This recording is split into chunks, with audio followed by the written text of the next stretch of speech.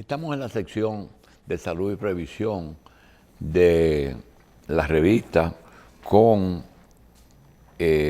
Montenegro y con Carlos Alonso. En el día de hoy vamos a hablar de hábitos saludables y corazón sano. Eso es medicina preventiva. Resulta que la cardiología ya no es una especialidad, tiene varias subespecialidades. Usted tiene los cardiólogos intensivistas, emergencistas, de niños, cardiólogos que se especializan en pediatría infantil, tienen también el cardiólogo clínico y el cardiólogo intervencionista, que son los que ponen los stents y hacen y los cateterismos.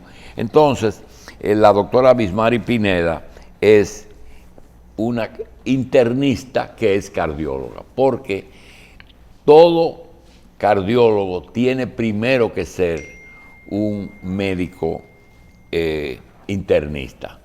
Así como los neurólogos primero son internistas, los nefrólogos primero son internistas y los cardiólogos lo es, como la doctora Pineda. Doctora, gracias por estar aquí, bienvenida a la revista Salud y Previsión, y vamos a hablar de los hábitos. Generalmente nos acusan de que somos muy repetitivos en cuanto a algunas cosas, pero lo que ocurre es que ya tenemos 30 años.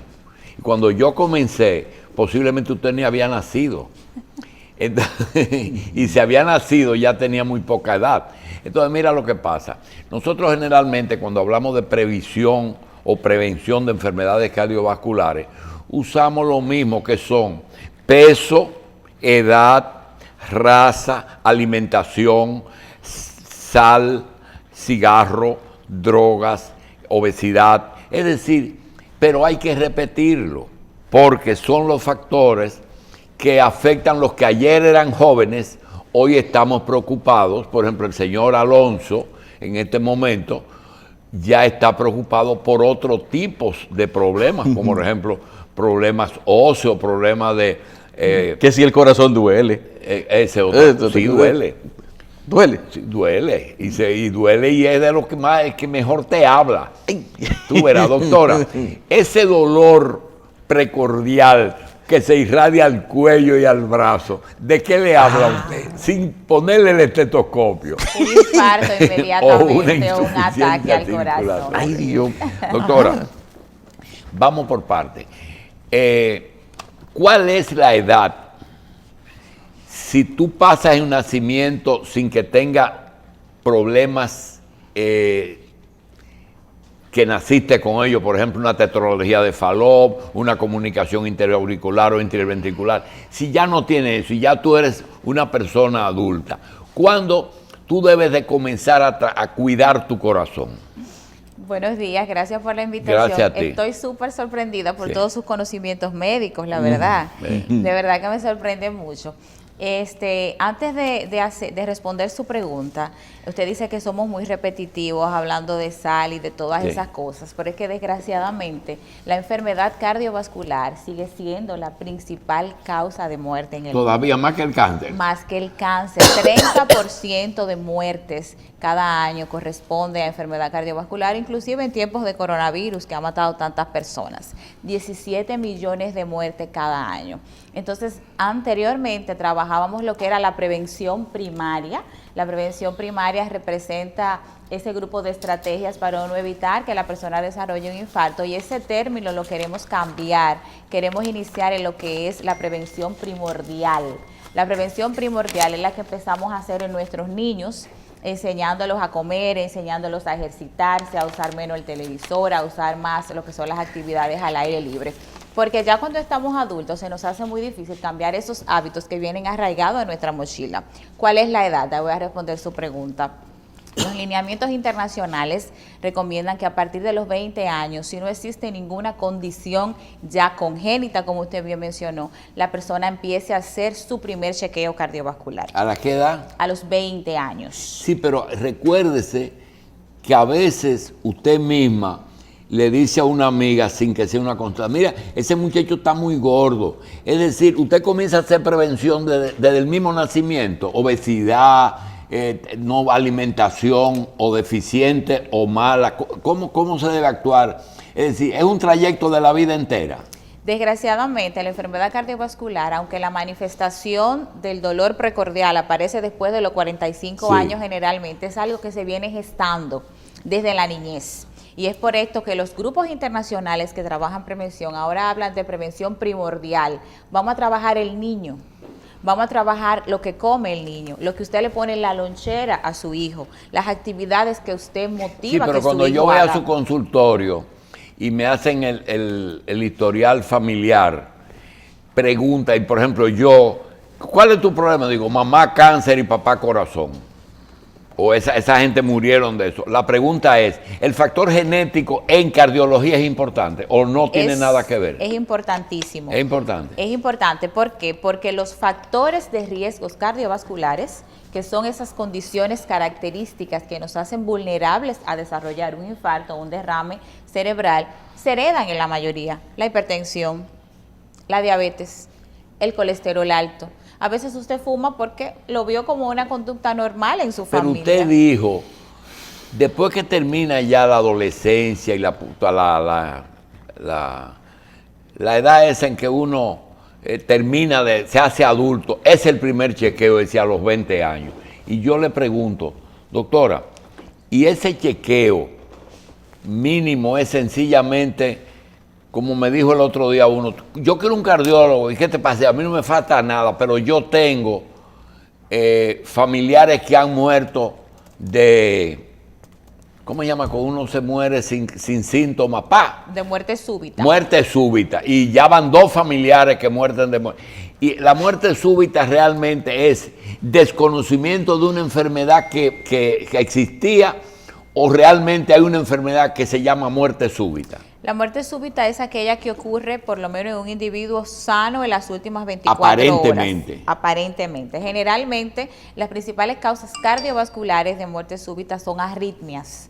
Arritmias ventriculares que pueden desarrollarse, ¿verdad?, de repente, y generalmente usted viene con algún déficit que con un electrocardiograma en la adolescencia, como usted decía, con una buena evaluación por su pediatra, ya nosotros y ya los pediatras en el país sobre todo están muy enfocados a medirle la presión a los niños, que antes generalmente no se hacía, porque nosotros vemos cada vez más pacientitos jóvenes, niños, que por el sobrepeso desarrollan hipertensión.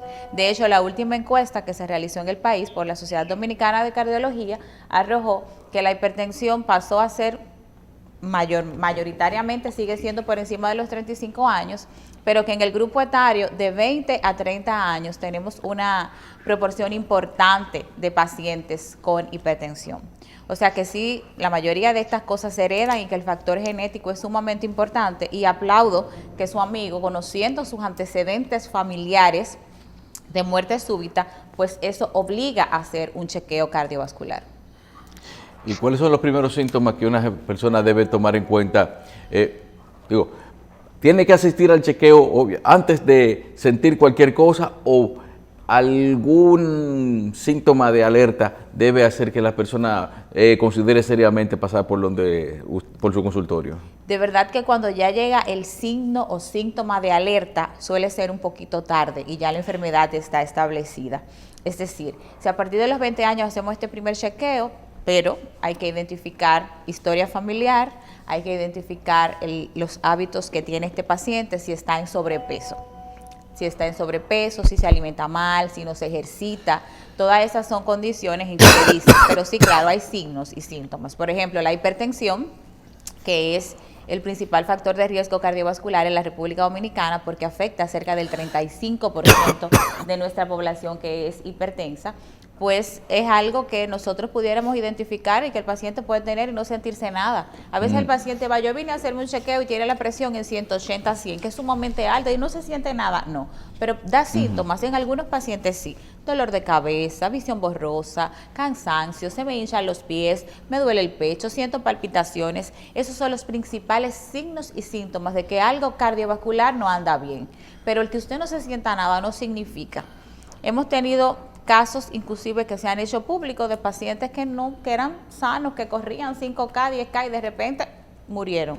de un infarto. Las arterias se van tapando, no nos damos cuenta. Cuando aparece el síntoma es porque ya la oclusión que tiene esa arteria es prácticamente total o cuasi total. Sí, hay algo que me ha llamado la atención, que dicen que un problema renal puede desencadenar un problema circulatorio, un problema. Entonces, esos son problemas, males cardíacos que se resolverían solos resolviendo lo que es el problema del sistema renal, de los riñones. La verdad es que nuestro organismo está perfectamente hecho y están comunicados. El corazón es una bomba que le lleva sangre al riñón para que funcione bien como un filtro, como un colador. Si el riñón está mal, el corazón está mal. Si el corazón está mal, el riñón también. O sea, es bidireccional. Los pacientes que tienen enfermedad renal generalmente es secundaria a la hipertensión y a la diabetes. Secundaria. Enfermedad renal secundaria. Es decir, yo tengo 10 años siendo hipertensa y no lo sé. Cuando voy al laboratorio, al médico, porque me siento cansada, me encuentran una creatinina, que es una de las pruebas de función renal alta. Pero usted está prácticamente en prediálisis. ¿Qué lo llevó ahí? Una hipertensión no controlada, en la mayoría de los casos la diabetes, que son los dos factores de riesgo para enfermedad renal y también factor de riesgo para enfermedad cardiovascular. Entonces, cuando uno, por ejemplo, el corazón se pone grande, insuficiencia cardíaca secundaria a hipertensión, secundaria a un infarto, entonces el corazón, que es una bomba que debe sacar más del 55% de la sangre que recibe, entonces ahora está sacando el 20%. ¿Qué pasa con el riñón? Deja de recibir los nutrientes que necesita y se hace insuficiente. De hecho, los pacientes que tienen enfermedad renal, ya sea en prediálisis o en diálisis, se consideran de alto riesgo cardiovascular. Eso significa que tiene muchísima más probabilidad de desarrollar un infarto que aquel que no tiene enfermedad renal, porque comparten los mismos factores de riesgo y porque la enfermedad renal genera un estado de inflamación en las arterias que justamente también se afectan las arterias coronarias. Entonces esa es la relación, es bidireccional realmente. Okay. Doctora, vamos por área. El peso. Hay una tabla que te dice, de tal estatura tú no debes tener a tal edad tal peso. Es así. Generalmente Existe. con lo que trabajamos la prevención es con el índice de masa corporal, que es la relación que existe entre la talla y el peso. Se considera normal por debajo hasta de 18 a 25, ya entre 25 y 30 estamos en sobrepeso, ahí estamos la mayoría, aunque a veces uno no lo cree, y ya un índice de masa corporal por encima de 30 representa obesidad. La obesidad es un factor de riesgo cardiovascular porque la obesidad predispone a hipertensión, predispone a diabetes, predispone a colesterol alto. Inclusive esos pacientes que encontramos con esa obesidad, sobre todo abdominal, que es la más aterogénica, y aterogénica se refiere que predispone a que las arterias se vayan tapando. Lo ideal para usted decir que tiene una salud cardiovascular es tener un índice de masa corporal entre 18 a 25, que es la relación que existe entre su peso y su talla. Si está por encima de 25, ya está en sobrepeso y a partir de ahí empieza a gestarse los procesos inflamatorios y aterogénicos que van a determinar que las arterias se enfermen en 10, 20 años.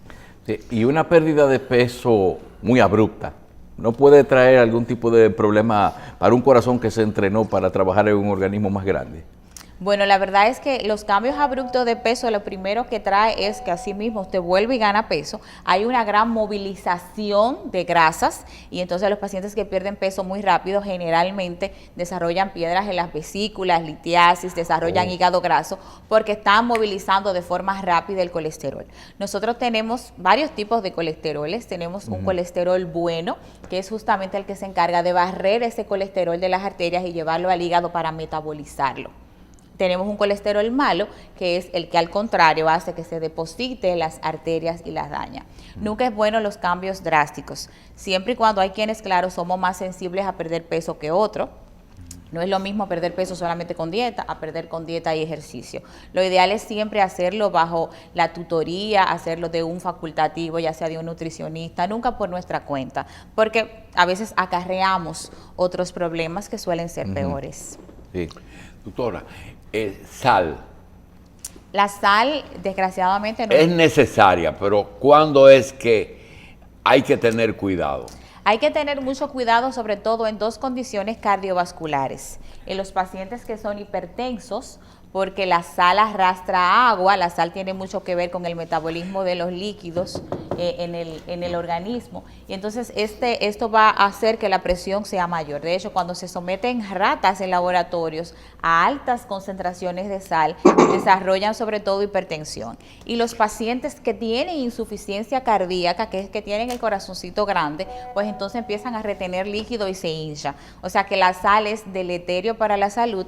Y por eso las dietas mediterráneas, que son las dietas que se recomiendan, es una dieta baja en sal, porque sal es sodio, y el sodio es deleterio para estas condiciones anteriormente mencionadas, y sin embargo que sean ricas en potasio, que es ahí la contraparte para mantener el equilibrio celular. Y entonces los alimentos ricos en potasio, que es lo que nosotros debemos tratar de incrementar en nuestra dieta, están sobre todo en las frutas y en las verduras, todo lo que es verde. Y desgraciadamente a nosotros no nos educan desde niños a que nos gusten las verduras. Entonces eso es un problema que tenemos que empezar a trabajar. Doctora, ahí. Alcohol y tabaco. El tabaco definitivamente es deleterio, no solo porque incrementa el riesgo cardiovascular, sino por el riesgo de cáncer. Cuando nosotros, en los pacientes fumadores, se ve una subida abrupta de la presión, se daña una capa interna que tienen nuestras arterias, que tienen nuestros vasos, y eso hace que aunque usted tenga un colesterol normal y no tenga otros factores de riesgo, pues el colesterol empieza a depositarse en esa arteria dañada y forme una placa que va a ocluirla. Es decir, que todas las formas de tabaco, tabacos electrónicos, cigarrillos, juca, todas esas formas son deleterios y están totalmente prohibidas en los pacientes cardiovasculares, y en las medidas de prevención dejar de fumar es 1A.